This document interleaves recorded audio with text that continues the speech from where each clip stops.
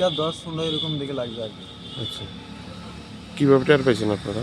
এটা ধোয়া বাড়ছে দে তখন একটু গন্ধ গন্ধ ভাবতেছে আমি, তারপরে গন্ধ বাড়ে কই থেকে এরপর দিয়া উঠছে, উঠতে দিয়ে এদিকে লাইন জ্বালিয়ে ছিল, এটি নিভে আছে।